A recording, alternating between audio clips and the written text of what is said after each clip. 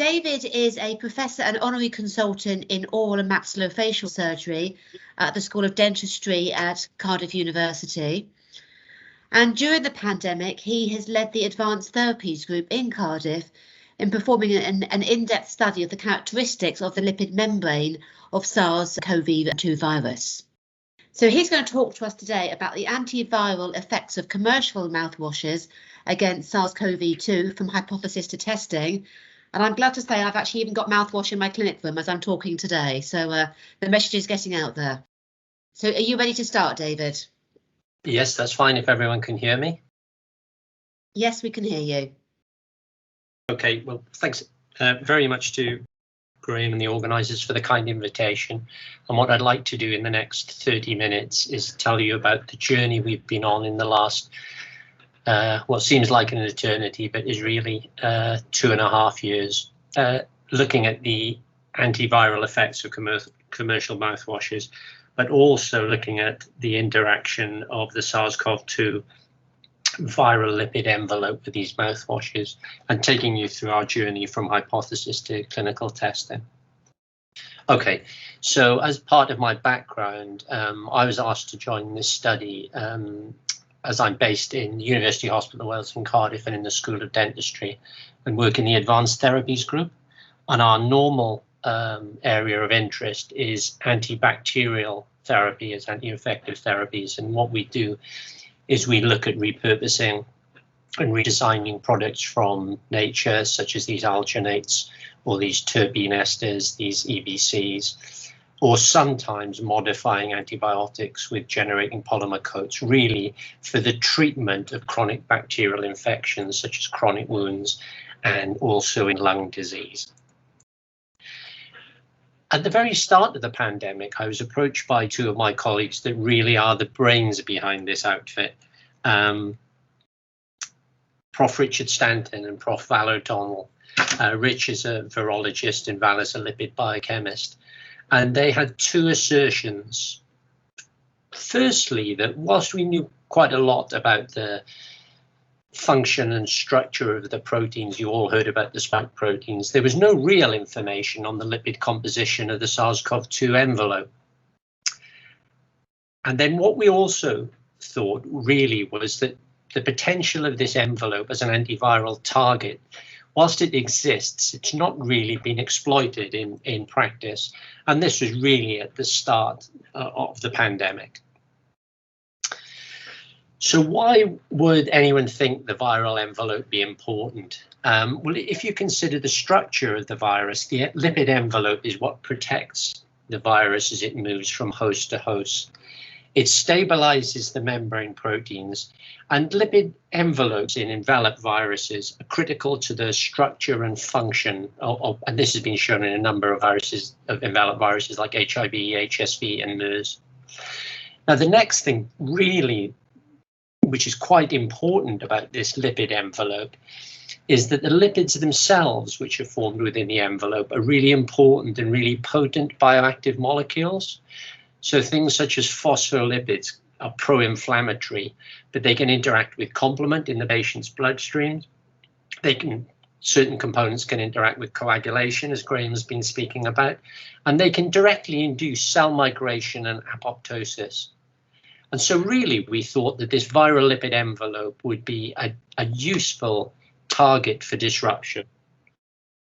And it was quite surprising that so little was known about the viral lipid envelope, when in our studies of the lipid envelope of bacteria, understanding the lipid structure is really crucial to our work on overcoming certain patterns of antimicrobial resistance, or when we're designing new drugs using molecular dynamic simulation, in our ability to computationally study new therapeutics and their action without resorting to actual experimentation.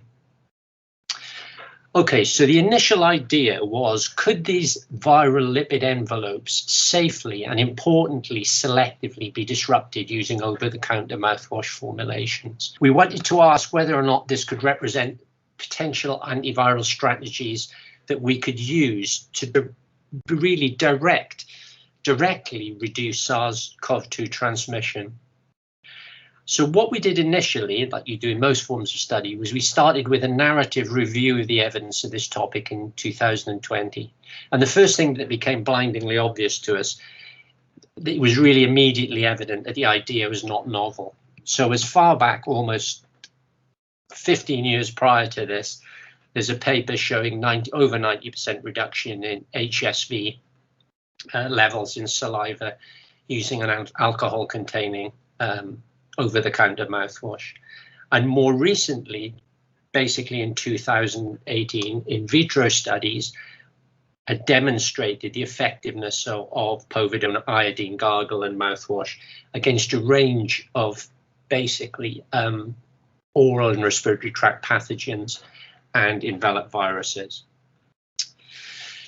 So we wrote this up and we summarized this in a review paper, and we looked and identified several potential mouthwash components that could actually disrupt the viral lipid envelope.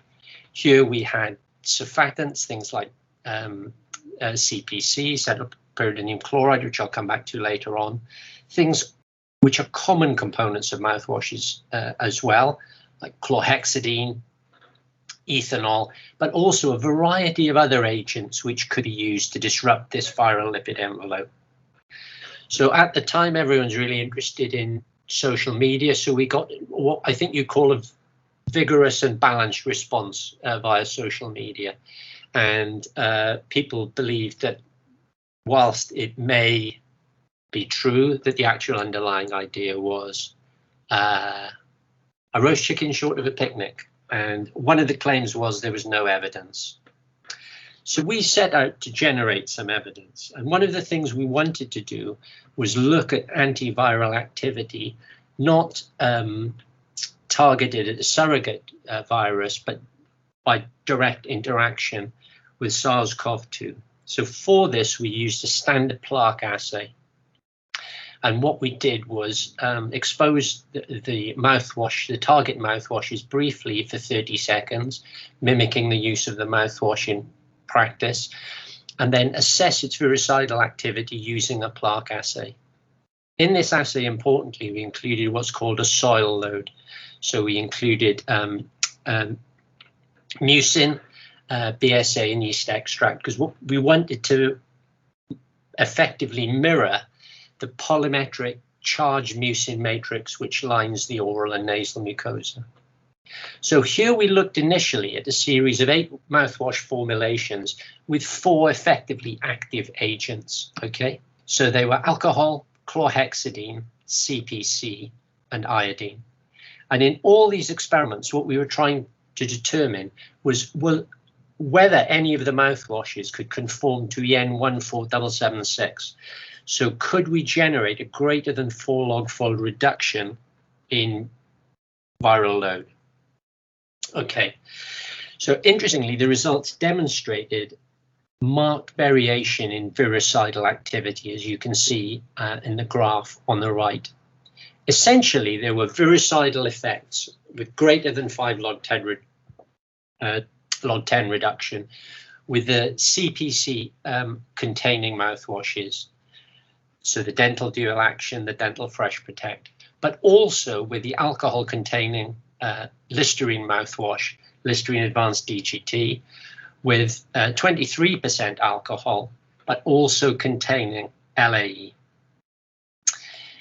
There were moderate effects with PVPI, and this was quite surprising actually with povidone iodine, because we assumed from the work that had been published that the agent would be virucidal.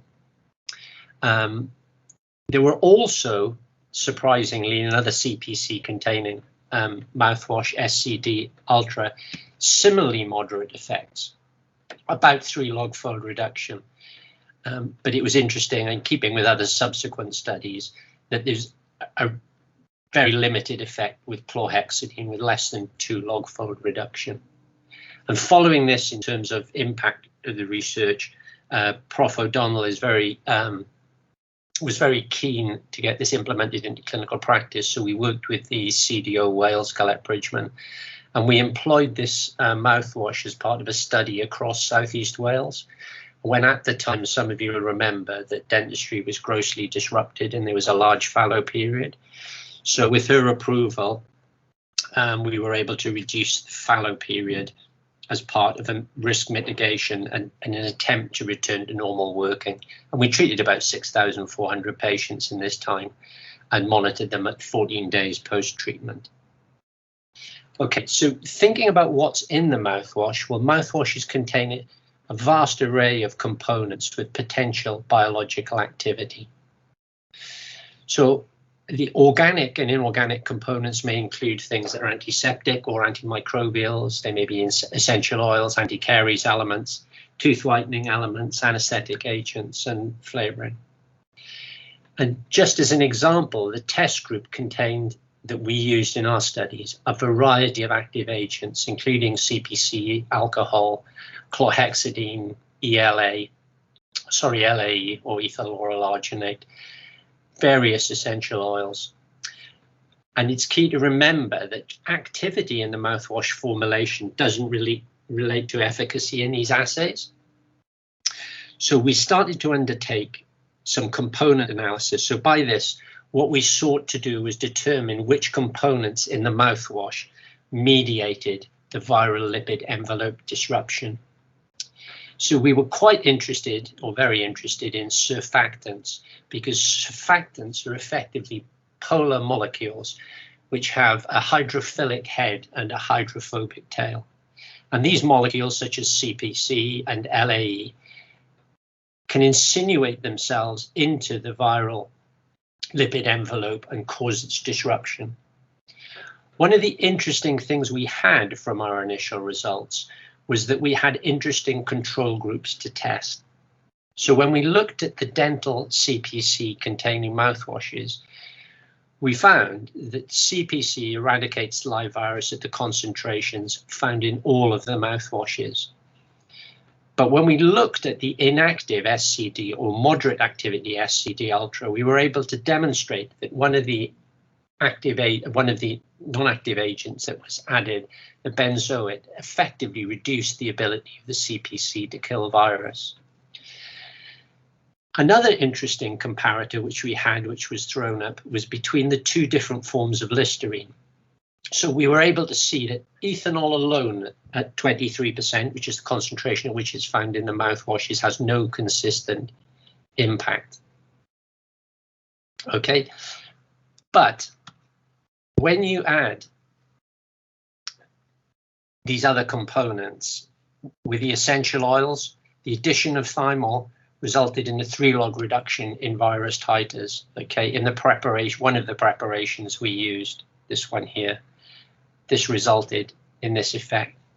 When we looked at the other components, when we added the LAE to 23% alcohol, what we were able to see that was responsible for the eradication of the SARS-CoV-2. Okay, so the two things to remember here really are that surfactants, for example, CPC or LAE, are very important in mediating this activity. But importantly as well, I guess, is that additional components can significantly reduce effectiveness. So the effectiveness of CPC in the middle image here is a structure of the molecule, is clearly demonstrated in these electron microscopes, where you can see against influenza virus, the enveloped influenza virus, the addition of CPC causes membrane disruption. Okay, so what we wanted to do next was take this out in the field and conduct a randomized controlled trial, a multi-center randomized controlled trial, and we did this across North and South Wales. And we did this, my friend and colleague Arvind Arya, who's ENT head and neck surgeon in North Wales, and with Kerry Lynch, one of the intensivists who we'll come to later, and her team at the Royal Glamorgan Hospital, and also in our own hospital, the University Hospital of Wales. I would say here as a declaration that the Venture Life Group part-funded the clinical study, but they had no input in the study design, the data analysis, or drafting the manuscript or the presentation I'm giving today. Okay, this is what we wanted to do: quantify the virucidal effects of the mouthwashes in vivo. Quite straightforward study. primary and secondary endpoints with a live viral load at 30 minutes and then over a variety of times, so 1, 15 and 60 minutes. We selected 60 minutes as we thought this would be an appropriate treatment time if we were using this as a pre-procedural mouthwash. With the help of Adrian Manda at the Cardiff University, we generated a 4-arm randomized control study. The original sample size was quite large. It was based on 104 patients, but Adrian designed a model with an interim analysis. So we stopped and analyzed the data when we collected 52 patients and examined the results for efficacy. And at the time, we thought if we had a 2-fold reduction in salivary viral load, we'd drop arms. If we didn't see this, we'd drop arms for ineffectiveness. And that was a registered study. Very, very simple, straightforward study. So consent, random allocation, 4 mouthwashes. So 2 CPC containing mouthwashes, a povidone iodine, and Normasol as the control. Sample collection at baseline, 1, 15, 13, 60 minutes, simply spitting into a universal. And then the samples were all anonymized. They were stored at -80 degrees and then transferred to the CAT2 facility in Cardiff, which is run by Rich Stanton. And then subsequently, the viral titers were anonymized samples were characterized and quantified by PFUML. So maybe some quick thoughts. When we set this up, we thought it would be simple. So we started here at the beginning of the pandemic, and we submitted and obtained the ethics approval here. There were lots of problems in this and a lot of delays really in both the design of the study, because we had considerations of hospital versus home. In sample collection, there were protocol concerns at the time. It was a very nervous time in the hospital, really, transmission of the disease. There were who to be the subjects, would it be patients or staff, and there were also issues around the transport of samples. So this all resulted in a considerable delay in starting, and it was over 6 months from start to the design and delivery of the study.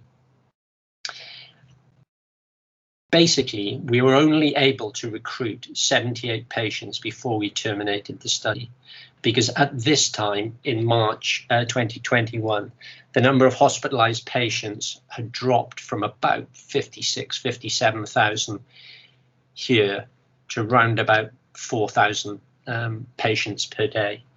And the only thing I would think going forward, if we have further pandemics, we're much better prepared now. In a subsequent study which we've been undertaking, we established a link with Public Health Wales to look at COVID positive patients, so identifying patients at source, and we were able to recruit 100 patients in less than 3 weeks. So that's something that's positive that's come out of it. Okay, so what were the outcomes of the study? So if we look at the basically the reporting of the trial, we look at the consort pro forma. So we approached for eligibility and screened 406 patients. 78 patients were consented and randomized. So far, so good. And then we had roughly 20 in each allocation group.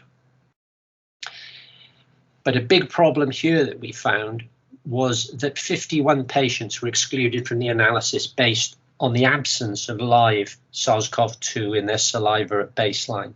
And this is a problem and an important consideration for further studies. I'll just show you the results of the studies now.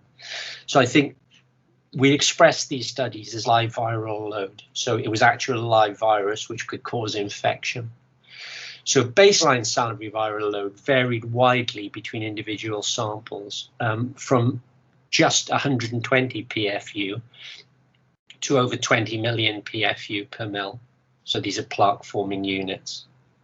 I think as a quick look see, what you'd say that all mouthwashes appeared to reduce salivary load initially at 1 minute post rinsing. This is just eyeballing the data. The smallest reductions that we saw were in Normasol with a median 3.9-fold log reduction. But the largest reductions we observed were in this CPC containing compound dental dual action. And here, 3 out of the 8 patients recorded no live virus for the duration of the period of observation. But one of the key things I think to say was that the persistence of any effect varied with the rinse. So if we start to put some stats in here now, what we can see really that, and the stats were independently analysed by Robert Newcomb, and the samples were the results were anonymised. It was evident that only the dental dual action here showed a consistent, significant drop in viral titers for the period of observation of over 60 minutes. The CPC containing mouthwash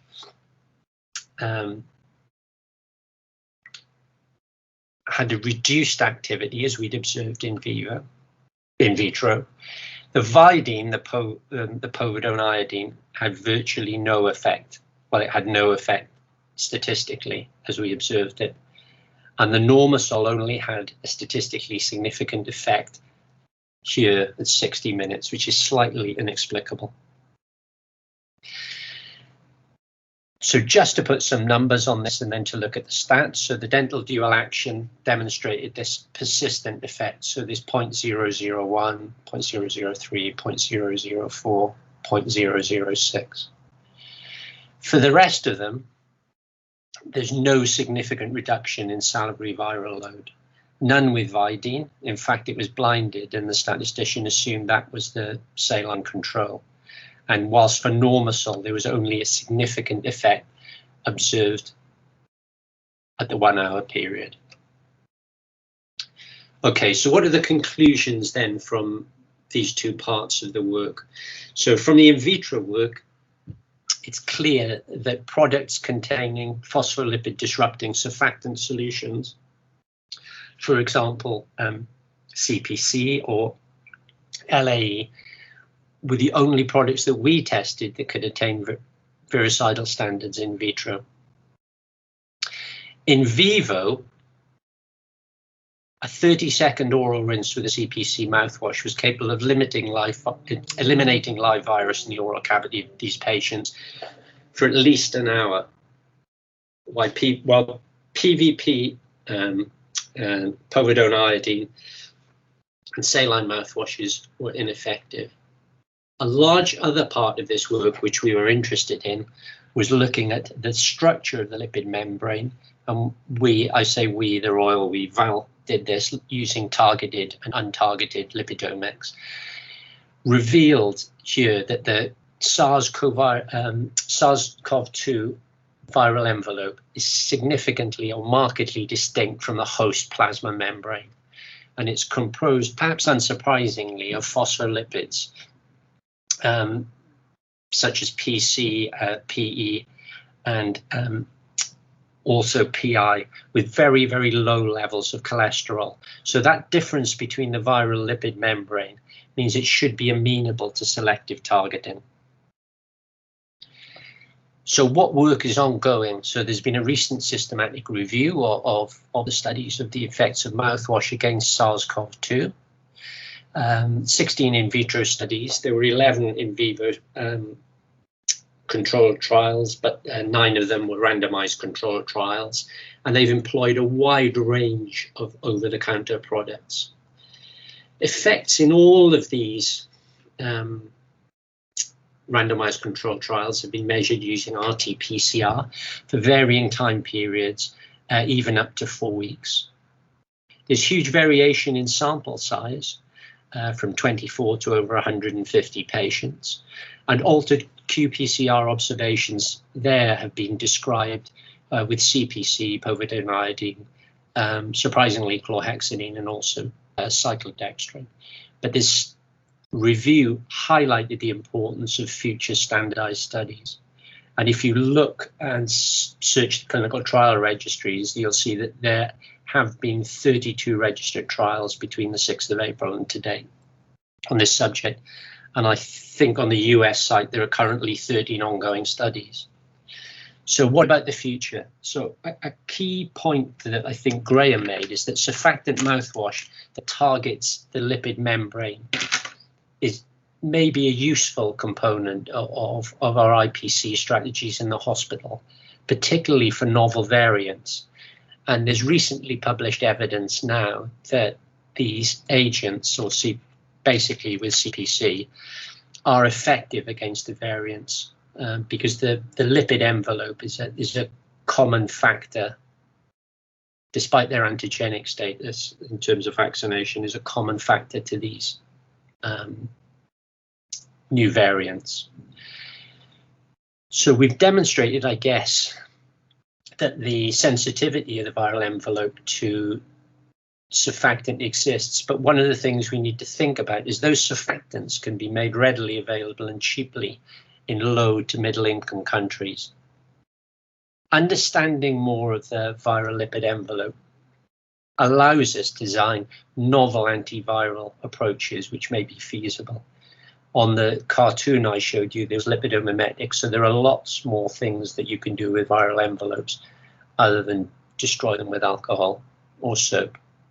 But I think it's important to go back to Graham's point and to say that larger population-based studies are now warranted to determine any impact of this biological effect on transmission.